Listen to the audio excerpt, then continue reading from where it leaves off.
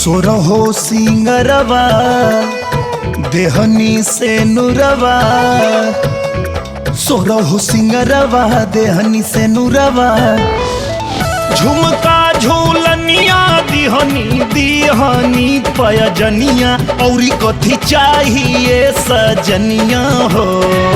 तिरिया के भिरिया रहा खा के तो क्रिया कहा, बहिया छोड़ई बना नहिया लगा के, भलही ना खाए के तू मेवा मिसरिया दीहा, सुधिया भूलाई हाना दिलवा लगा के हो।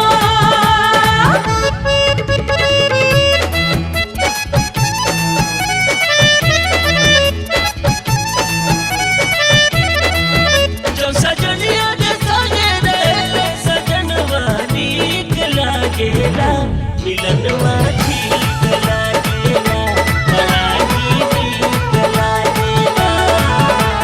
पियवो कहियो या राजा खोज सुहागिनिया हो, अरे हियवो में पियवो ना पोसे कोनो सोबतिनिया हो।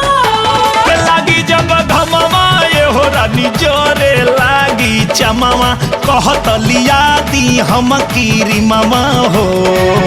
पाउडर लगावे खाती गोड़वा के धुरिया दी हो, पेन्ह के लुगरिया दी हो, रखी हा जोगा के, तिरिया के भिरिया रहबा खा के तू क्रिया कहो, बहिया छोड़ई बाना नहिया लगा के हो।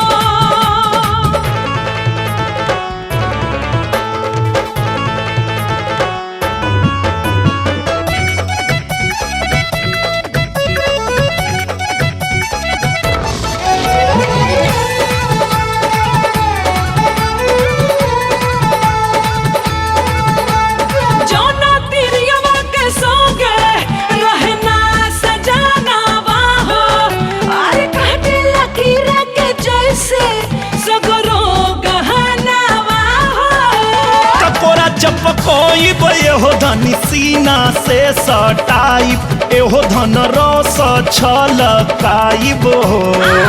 ऐसने लहरिया पियवो सगरो मिरिया दीहा, कबरो वही हाना हमके हंसा के, तिरिया के भिरिया रहबा खा के तू क्रिया कहा, बहिया छोड़ई हाना नहिया लगा के।